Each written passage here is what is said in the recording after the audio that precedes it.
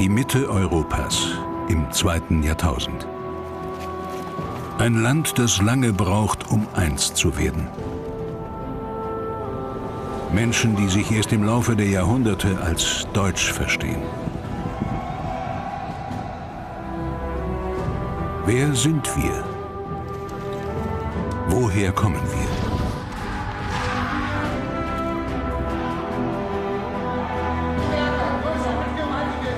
Fragen an ein Jahrtausend deutsche Geschichte.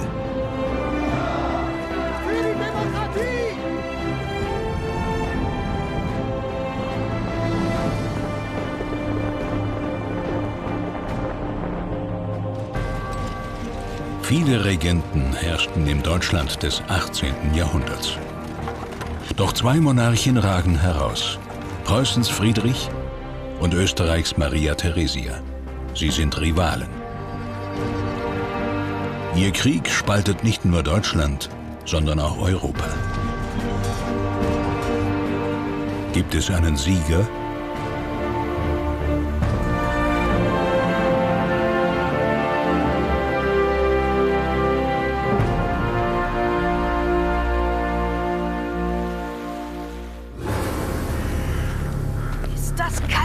An der Grenze zwischen Brandenburg und Schlesien Still, da kommt doch was. ahnt im Winter 1740 niemand, was bevorsteht.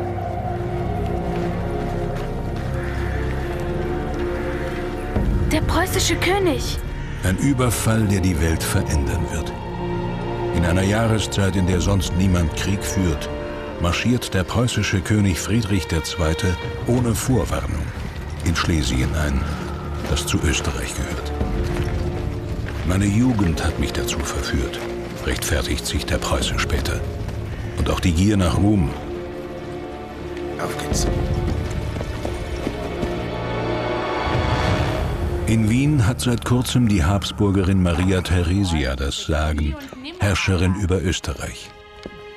Die junge Mutter ist im Regieren gänzlich unerfahren, ebenso wie Franz Stephan, der Mann an ihrer Seite. Der preußische König ist in Schlesien einmarschiert.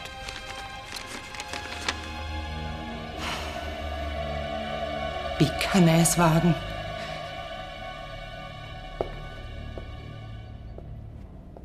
Schlesien gehört uns.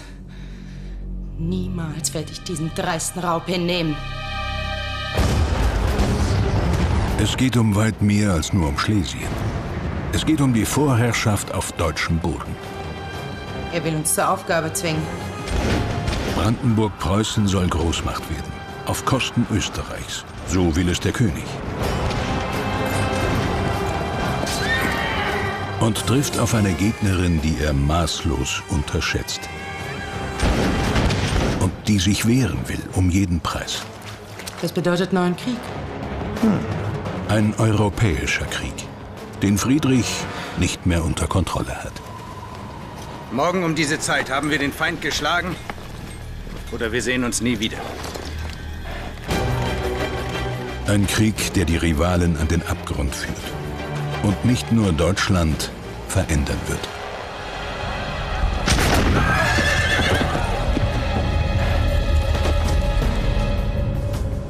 Seit 300 Jahren sind die Habsburger stärkste Macht im Heiligen Römischen Reich deutscher Nation. Ganz anders als die Hohenzollernkönige mit ihrem Königreich der Flicken und Fetzen, wie es damals heißt. Beide Mächte haben Territorien innerhalb und außerhalb des Reichs. Brandenburg-Preußen ist ein eher karges Land.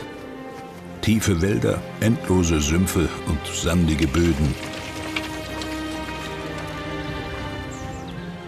Knapp 2 Millionen Menschen leben hier, als Friedrich im Jahre 1712 geboren wird.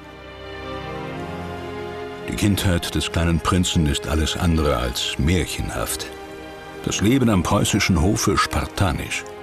Schon als Dreijähriger muss sich Friedrich einem strengen Regiment unterwerfen, dem des Vaters, der seinem Ruf als Soldatenkönig auch in der Familie gerecht wird und keinen Widerspruch duldet. Gottloser Kerl, du wagst es nicht, das der Bibel zu belehren! Also er war undiszipliniert, aufbrausend und einfach von schlechtem Betragen und hat sich in vielem gehen lassen, gerade auch dem Sohn gegenüber. Der Sohn ist ein Schöngeist mit der Vorliebe für antike Formen und französische Literatur. Doch damit sei kein Staat zu machen, meint sein herrischer Vater. Der will Brandenburg-Preußen stärken, mit einer schlagkräftigen Armee und einer vollen Staatskasse. Friedrichs Welt ist das nicht. Noch nicht. Mit 18 will der Kronprinz fliehen. Vergeblich. Sein Vater lässt ihn verhaften und in die Festung Küstrin bringen. Für den Soldatenkönig ist der Fluchtversuch des Sohnes Fahnenflucht. Darauf steht die Todesstrafe. Wird ihn der eigene Vater hinrichten lassen? An seiner Stadt muss ein anderer sterben. Hans Hermann Katte, Friedrichs Jugendfreund. Weil er von den Fluchtplänen des Kronprinzen wusste, wird er zum Tode verurteilt.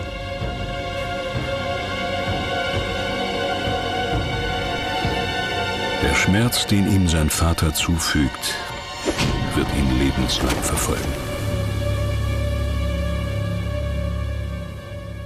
Evident ist, dass er ihn an den Rand einer persönlichen Katastrophe führen wollte, auch mit der Hinrichtung Kattes, die ja der Thronfolger mit ansehen musste. Das hat ihn ja beinahe umgebracht. Die Kunde vom Strafgericht dringt bis an den Hof in Wien. Der Habsburger Kaiser ist Friedrichs Patenonkel.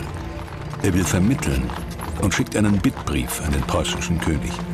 Er möge den Sohn begnadigen, was später auch geschieht. Anders als der Soldatenkönig ist Karl VI. Ein liebevoller Vater. Seine Tochter Maria Theresia steht ihm besonders nah, auch wenn sie nur ein Mädchen ist. Maria Theresia war sehr intelligent, hat sehr viele Sprachen schon in ihrer Jugend gelernt und war ein sehr fröhliches Kind, ganz im Gegensatz zu Friedrich. In der Kaiserfamilie geht es fast bürgerlich zu, unter Ausschluss der Öffentlichkeit. Eine unbeschwerte Kindheit. Doch es gibt ein Problem. Maria Theresia hat keinen Bruder. Wer soll Kaiser Karl VI. Einmal nachfolgen? Maria Theresia ist frei aufgewachsen. Sie hat immer gedacht, na gut, also ich bin eher ein Mädchen, ich komme eh nicht auf den Thron, also was soll's? Es kommt anders als erwartet. Ein Gesetz soll die Erbfolge der Kaisertochter in Österreich und Böhmen sichern. Sie nennen es pragmatische Sanktion. Da stirbt der Kaiser unerwartet, ohne männlichen Thronfolger. Nun soll Maria Theresia regieren, mit gerade 23 Jahren. Eine junge Frau unter den Mächtigen Europas. Aber was taten sie? Sie sahen da eine Frau, schwanger mit 3 Kindern, und haben gesagt, na ja, also die kann das sowieso nicht. Wir nehmen uns jetzt alle die Beute weg. Auch er, seit 1740 König, will Friedrich II. Wie sein Vater Preußens Macht mehren. Der Schöngeist wird Eroberer. Die Habsburger verfügen über viele Territorien in Mitteleuropa, von den südlichen Niederlanden bis zum Balkan. Nachbarfürsten machen Ansprüche geltend. Der Preußenkönig fordert Schlesien, südlich seines eigenen Landes. Niemand rechnet mit diesem Einmarsch, der mit angeblichen Erbansprüchen begründet wird. Tatsächlich ist es ein klarer Rechtsbruch.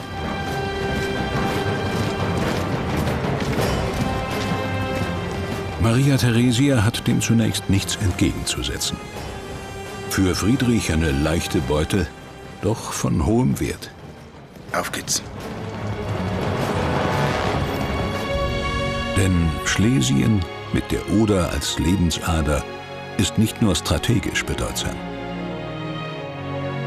Es ist auch eine reiche Provinz mit einer florierenden Wirtschaft. Die Stadt Breslau mit ihrer Universität, der Leopoldina. Was heißt es für die Habsburgerin Maria Theresia, all das zu verlieren? Sie weiß, dass sie diesen dreisten Raub des bösen Mannes, wie sie sagt, nicht hinnehmen darf. Doch wer kann ihr helfen? Sie hat gesagt, ich habe diese Aufgabe und ich werde alles tun, sie zu erfüllen. Und da hat sie dann den Ausweg gesehen in Ungarn. Von den Ungarn, deren Krone sie trägt, verspricht Maria Theresia sich Hilfe, Geld und Truppen. Mit dem Sohn im Arm will sie die Herzen der Ungarn erweichen. Was wird sie sagen? Warten wir es ab. Die Zeit drängt. Von allen verlassen, flüchten wir uns einzig zu der alten, angestammten Tugend der Ungarn, ihrer Treue. Vertrauen wir uns und unsere Kinder an. In dieser gegenwärtigen Gefahr muss ohne Zögern Rat geschafft, das Schwert ergriffen werden, um unsere und des Reiches Feinde zurückzudrängen.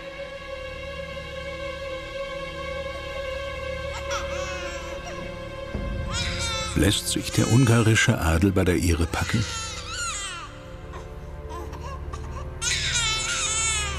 Er tut es. Und erhält dafür mehr Rechte. Die Hilfe der Ungarn war eine wirkliche Rettung.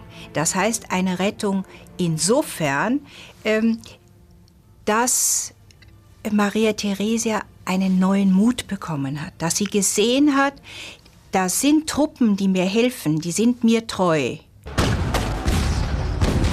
4 lange Jahre kämpfen Friedrichs Truppen gegen die Armee Maria Theresias.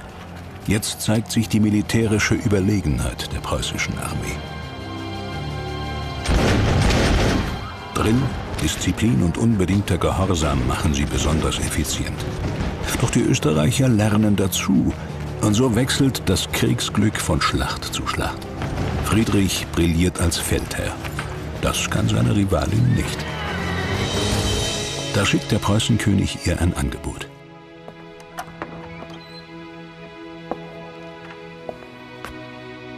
Unsere Kinder vermissen dich.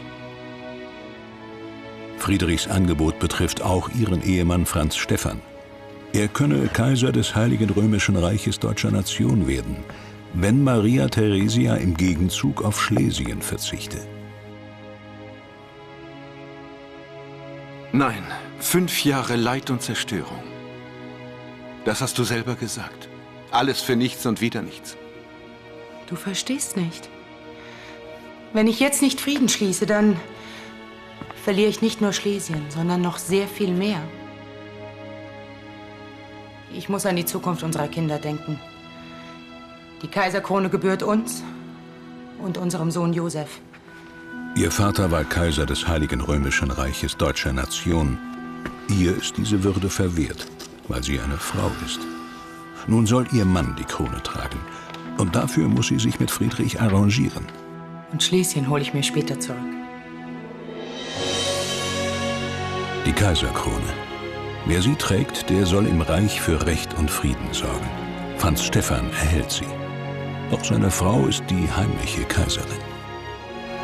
Sehr typisch für Maria Theresia war, dass sie ihren Mann, den sie ja wirklich von Herzen geliebt hat, nicht bei der Krönung begleitet hat, also nicht neben ihm niedergekniet ist. Nein, sie ließ ihn ganz alleine, war unter den Zuschauern und hat ihm zugejubelt und hat sich gefreut. Aber sie hat ganz klar demonstriert, ich bin nicht die Frau des Kaisers, das interessiert mich eigentlich gar nicht, sondern ich bin die Herrscherin. Auch Friedrich II. Lässt sich bejubeln, denn Preußen ist nun auf dem Weg zur Großmacht. Selbst in anderen Teilen des Reiches wird der König gefeiert, als Friedrich der Große. Doch der Krieg hat ihn gezeichnet und viele Opfer gefordert. Nun soll auch seine Hauptstadt wachsen. Was seine Vorfahren begonnen haben, will er vollenden. Friedrich träumt von einem Spree-Athen im Märkischen Sand. Bei seinem Regierungsantritt leben hier 100.000 Menschen. Berlin ist eine Einwandererstadt. Allein 7.000 Hugenotten, protestantische Flüchtlinge aus Frankreich, haben hier eine neue Heimat gefunden. Jeder soll nach seiner eigenen Fasson selig werden, sagt der König. Und spricht sogar davon, auch eine Moschee bauen zu lassen. Die Stadt ist weltoffen. Die Akademie der Wissenschaften, die erste auf deutschem Boden, hat ihren Sitz in Berlin. Unter dem Preußenkönig erfährt die Stadt eine kulturelle und wirtschaftliche Blüte.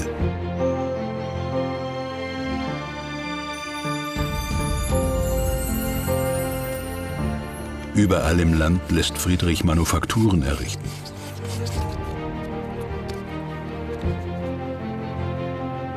In ihnen arbeiten Hunderte von Menschen, auch Frauen. Niemand soll untätig sein. Das überprüft der Monarch mitunter höchstpersönlich. Vor allem die königliche Porzellanmanufaktur liegt ihm am Herzen, garantiert sie jedoch beachtliche Profite.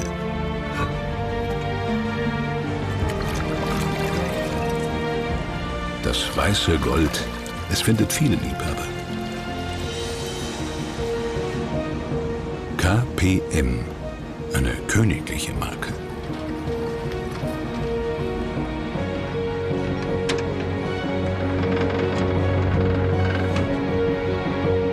Friedrich ist die Großstadt bald zu turbulent. Er will ungestört regieren und philosophieren.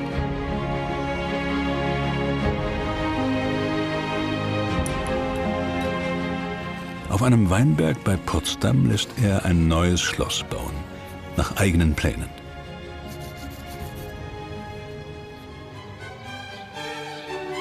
Sans Souci.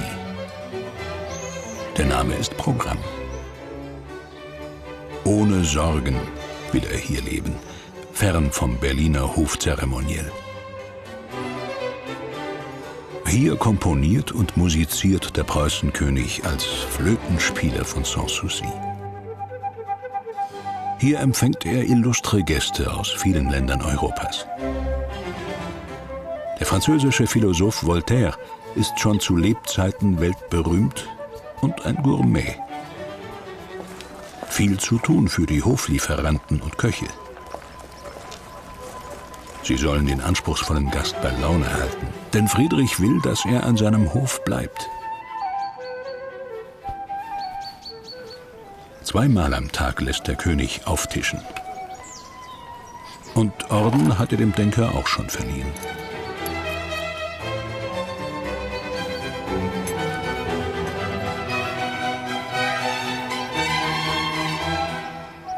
Zwölf Köche aus Frankreich, Italien, Russland, England und aus deutschen Landen sollen aus all dem Delikatessen zaubern.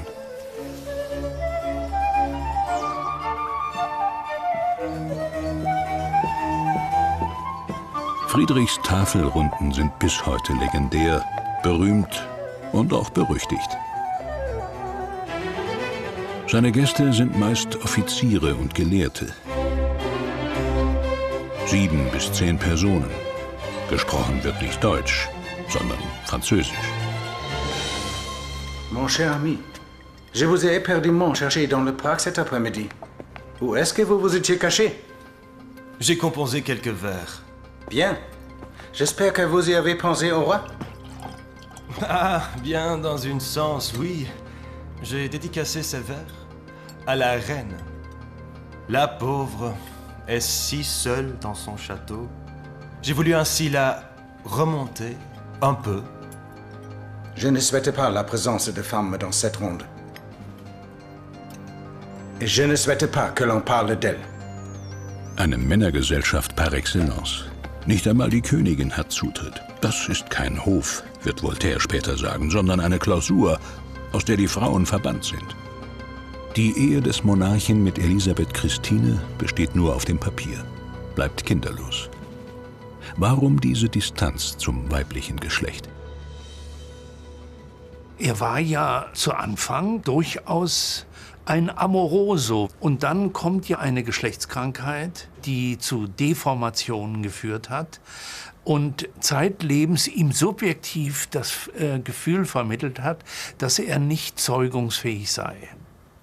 Und im Übrigen war das wohl anatomisch auch sichtbar, was da passiert war. Also er war eben genierlich. Friedrichs Blick aus seiner Bibliothek fällt auf diese antike Skulptur. Ein zarter Jüngling, ein Lustknabe. Manche Biografen sprechen von homoerotischen Neigungen des Königs. Ausgelebt hat er sie nicht. Wenn man das unterstellt, dass er sich geniert hat, wegen seiner Verletzungen in dem Genitalbereich, dann wird er das auch Männern gegenüber so getan haben. Das heißt also, was da immer unterstellt wird, dass das da mit den Männern gehabt haben soll, halte ich wirklich für übertrieben. Nicht nur Frauen haben es schwer an Friedrichs Hof. Auch deutsche Dichter und Denker sucht man in Sanssouci vergebens. Der preußische König scheint kaum zu bemerken, dass sich damals immer mehr Deutsche als Angehörige einer werdenden Kulturnation empfinden. Die großen Köpfe der Zeit, ein Mann wie Immanuel Kant, er wirkte in Königsberg. Herder kommt aus Ostpreußen und geht über Riga nach Weimar. Sanssouci war nicht der Ort, der solche Kapazitäten anzog. Und vermutlich lag das daran, dass, wie die Zeitgenossen berichteten, in Anwesenheit Friedrichs II. Die Zimmertemperatur um einige Grade stürzte. Das war nicht das Biotop, in dem sich große Köpfe wohlfühlten. Goethe, Schiller und andere große Namen, von ihnen nimmt Friedrich kaum Notiz. Die Dichter und Musiker suchen ihr Glück weit weg von Berlin, an kleineren Fürstenhöfen wie in Weimar. Hier entstehen zeitlose Werke der deutschen Klassik. Sie geben vielen Menschen das Gefühl, dass ein einendes Band durch die gemeinsame Sprache besteht, unabhängig von der Vielzahl und Vielfalt der deutschen Territorien. Die Anna-Amalia-Bibliothek in Weimar erinnert noch heute an den schöpferischen Reichtum jener Epoche. Ihm geht es weder um das Reich noch um die Kultur der Deutschen.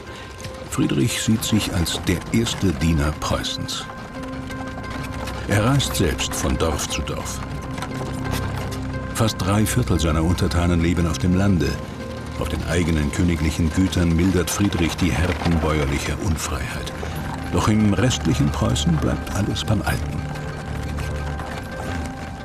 Der König kann und will es sich nicht mit dem Adel verscherzen, denn der stellt die Offiziere.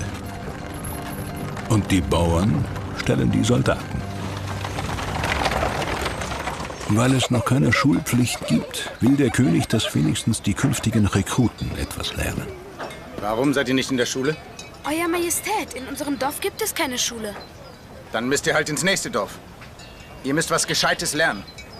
Oder wollt ihr ewig Schafe hüten? Ich werde einmal Soldat, Majestät. In welchem Regiment wird er dienen? Im Regiment, Bernburg.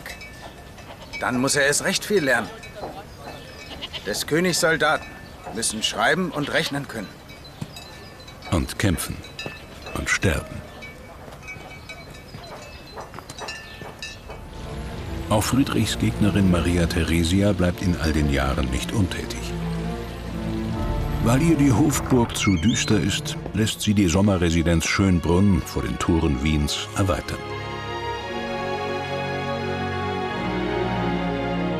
Das neue Schloss hat eindrucksvolle Ausmaße, erinnert an den Hof des Sonnenkönigs in Versailles.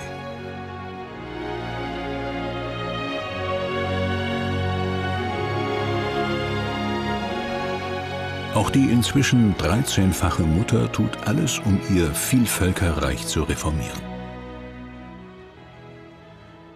Das Interessante dabei war, dass Maria Theresia sich nicht zu schade war, den großen Feind, also ihren Intimfeind, zu imitieren. Das heißt, alles das zu übernehmen, was bei ihm besser war als bei ihr in Österreich. Das ist ja schon eine Leistung. Maria Theresia hört auf den Rat von Experten. Auch für sie haben die Reformbemühungen vor allem ein Ziel. Preußen muss über den Haufen geworfen werden, wenn das Erzhaus aufrecht stehen soll. Sie wissen, wie sehr mir Schlesien am Herzen liegt. Wenn Frankreich und Sachsen uns zur Seite stehen, könnten wir Preußen wieder in die Schranken verweisen. Das bedeutet neuen Krieg. Und Friedrich gießt noch Öl ins Feuer. Seine boshaften Reden über die 3 Erzhuren Europas, wie er sie spöttisch nennt, führen mit dazu, dass sie sich gegen ihn verbünden. Maria Theresia, Madame Pompadour, Mätresse des französischen Königs, und die russische Zarin Elisabeth. Preußen ist nun von Gegnern umzingelt. Russland schaut mit Argwohn auf die werdende Großmacht. Ein Bündnis zwischen Österreich, Frankreich, Sachsen und Russland besiegelt den Pakt gegen Preußen. Dem steht nur England zur Seite. Die Engländer führen zugleich Krieg gegen Frankreich um die Vorherrschaft in Nordamerika und Indien. Sie unterstützen Preußen, um die Franzosen im Kampf um die Kolonien zu schwächen. So ist der Konflikt auf deutschem Boden auch von Weltpolitik bestimmt.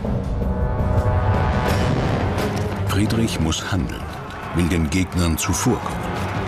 Zuerst trifft es die Sachsen. Wieder ein Überfall ohne Kriegserklärung. Doch es ist nur der Anfang eines 7-jährigen Krieges. Immer wieder greift der König selbst in die Kämpfe ein, riskiert sein Leben. Doch wie lange werden seine Truppen standhalten angesichts der Übermacht? Die Preußen sind taktisch oft überlegen, aber auch ihre Verluste sind hoch. Wer soll die Gefallenen ersetzen?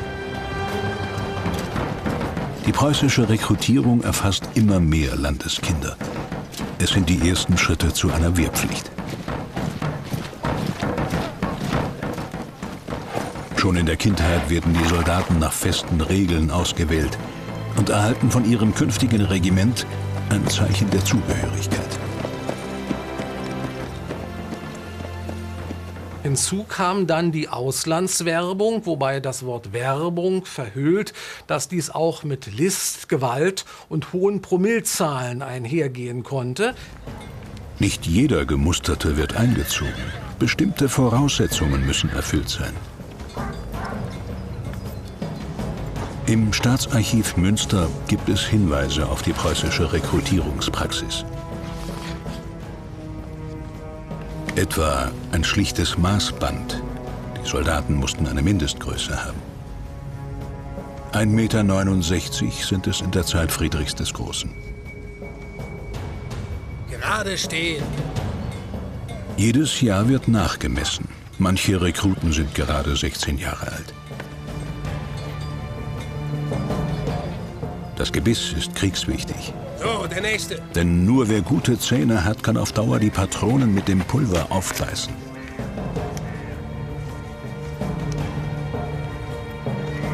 Nur jeder 7. ist tauglich.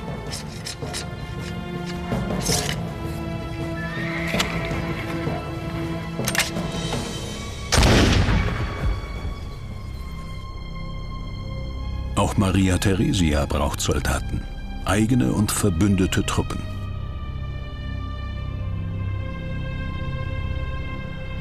Die Preußen haben bei Prag gesiegt, Majestät. Und unsere Truppen? Haben sich in die Festung zurückgezogen. Die Preußen stehen mit Mörsern und Kanonen vor der Stadt. Maria Theresia ist auch Königin von Böhmen. Wird sie es an Friedrich verlieren, wie Schlesien? Er will uns zur Aufgabe zwingen. Das müssen wir unter allen Umständen verhindern. Unter allen Umständen. Noch ist Prag nicht verloren, Euer Majestät. Was schlagen Sie vor, General? Frische Verbände sind auf dem Weg nach Prag. Sie sind nur wenige Tagesmärsche entfernt. Gut. alle verfügbaren Kräfte zum Entsatz unserer Truppen. Schickt Eilboten. Wir müssen Prag halten. Um jeden Preis. Sehr wohl, Majestät.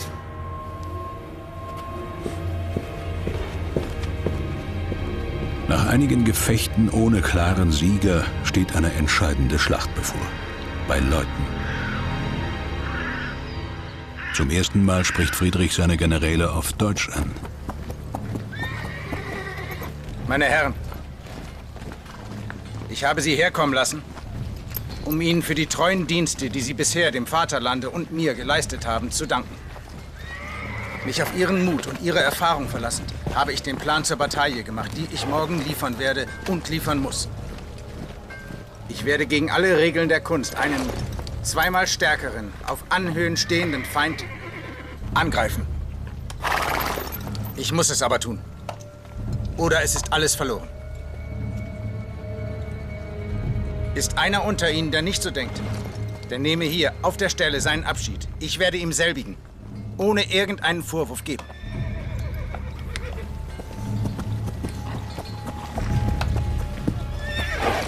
Die Offiziere stehen zu ihrem König.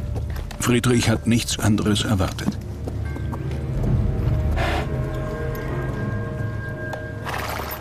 Gehen Sie nun ins Lager zurück und sagen Sie das, was ich Ihnen hier gesagt habe, Ihren Regimentern. Leben Sie wohl, meine Herren. Morgen um diese Zeit haben wir den Feind geschlagen oder wir sehen uns nie wieder. Friedrich weiß, es stehen nur 39.000 Preußen gegen 66.000 Österreicher. Ein Zusammenprall auf breiter Front muss also vermieden werden. Die Lösung ist die berühmte schiefe Schlachtordnung.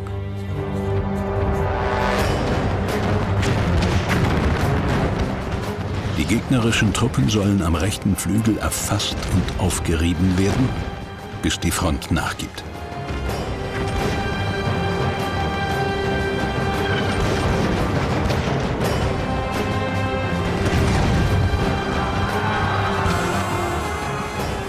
Am Nachmittag ergeht der Befehl, auch die offene rechte Flanke anzugreifen.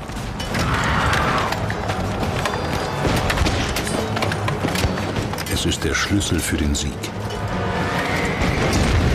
Selbst der König hat damit nicht rechnen können.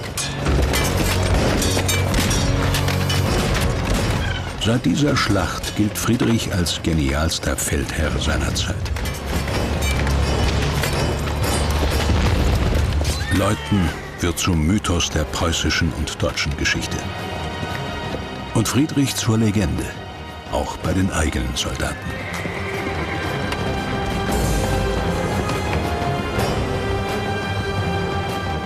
Die schiefe Schlachtordnung hat Friedrich von den Feldherren der Antike übernommen. Sie geht nun in die Militärgeschichte ein.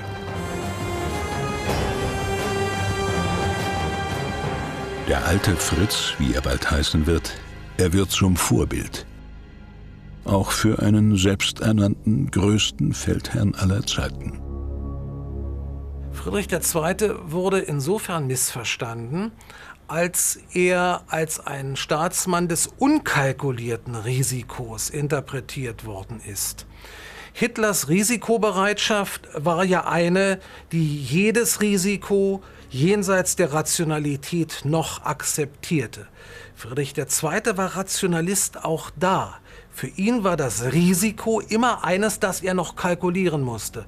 Und insofern war seine Staats- und Militärkunst eine, durchaus mit Verantwortung unterlegte. Nun danket alle Gott mit Herzen, Mund und Händen, der große Dinge tut an uns und allen Händen, der uns. Auch dieser Moment wird zur Legende. 25.000 Soldaten stimmen ihn an. Den Choral von Leuthen, das Kirchenlied Nun danket alle Gott. Doch Leuthen ist nur eine Episode im Siebenjährigen Krieg. Das weiß keiner besser als der König selbst.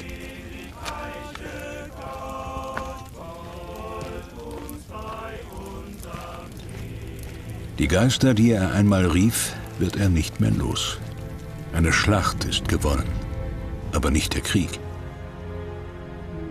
Ein seltenes Dokument, das Tagebuch eines Schweizer Söldners, gewährt uns Einblick in den Kriegsalltag der preußischen Armee. Kälte, Hunger, Krankheiten setzen den Soldaten zu. Und dann die Angst vor Verstümmelung und Tod. Auf den legendären Sieg von Leuthen folgen vernichtende Niederlagen. Mehr als einmal denkt der König nun an Selbstmord. Immer öfter quält ihn die Erinnerung.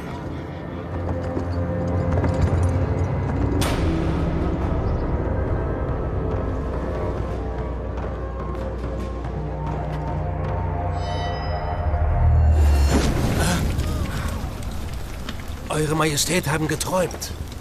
Majestät sollten sich ausruhen. Morgen früh könnt ihr... Das wird auch nichts nutzen. Das Glück hat sich von mir abgewandt. Ich hätte darauf gefasst sein sollen. Schließlich ist Fortuna eine Frau. Und ich bin kein Liebhaber.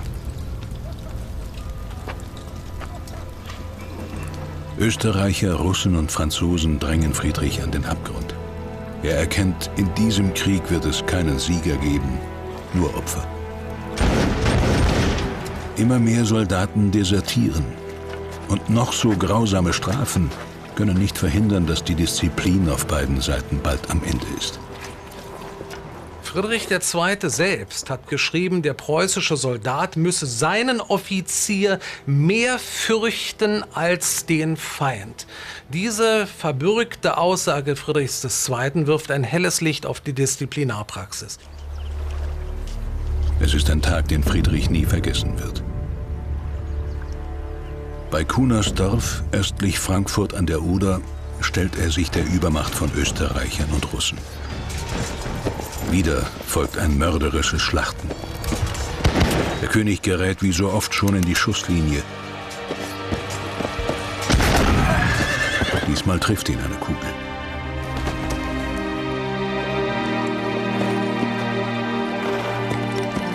Majestät!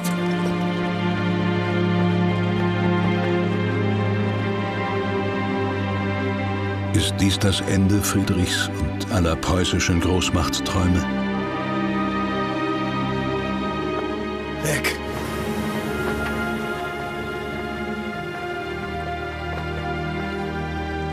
Eine goldene Schnupftabaksdose macht Geschichte. Die Kugel blieb im Deckel stecken.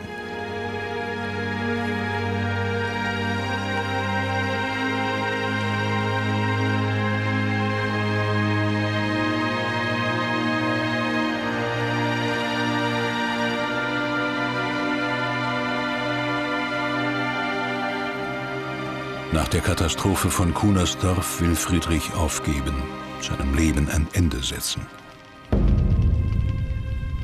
Gift trägt er stets in einem Medaillon bei sich.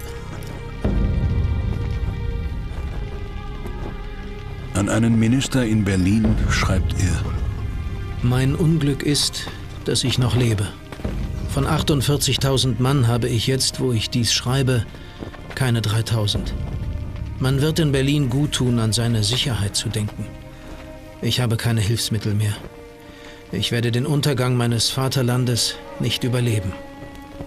Wie so viele seiner Soldaten.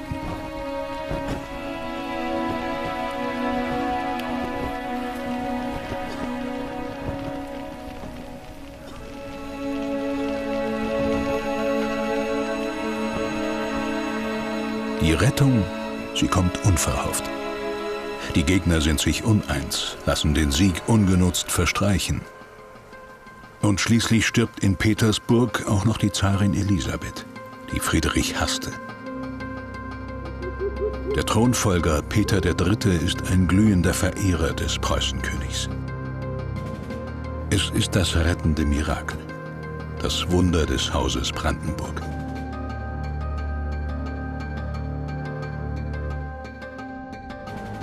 Maria Theresia verliert ihren wichtigsten Bündnispartner.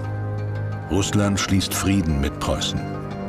England besiegt Frankreich in Nordamerika und ist nun See- und Kolonialmacht Nummer 1. Es verliert das Interesse am deutschen Kriegsschauplatz. Auch Frankreich zieht sich zurück. Am Ende profitiert Preußen. Der Siebenjährige Krieg war noch kein totaler Krieg. Das macht ihn so spezifisch. Aber das eigentliche Mirakel, das eigentliche Wunder besteht doch darin, dass dieser Staat, dieser alles andere als Großstaat, sich gegenüber einer europäischen Konstellation und Koalition hat behaupten können, und das über 7 Jahre. Der Friede von Hubertusburg 1763 beendet den Siebenjährigen Krieg. Ein Frieden zwischen Österreich und Preußen ohne nennenswerte Landgewinne für eine der Parteien. Schlesien bleibt preußisch. Besser ein mittelmäßiger Frieden als ein glorreicher Krieg, lautet die Devise der Habsburgerin, die mit zitternder Hand unterschreibt.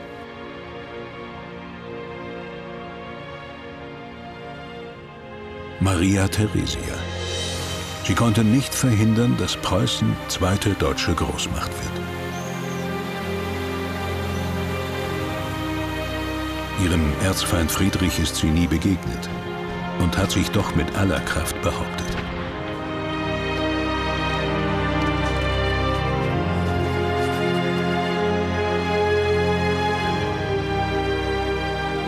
Friedrich II. Hat erreicht, was er wollte. Doch er hat einen hohen Preis bezahlt. Der von ihm entfesselte Krieg forderte 400.000 Menschenleben allein in Brandenburg-Preußen. Und nur durch Glück entging er einer Niederlage.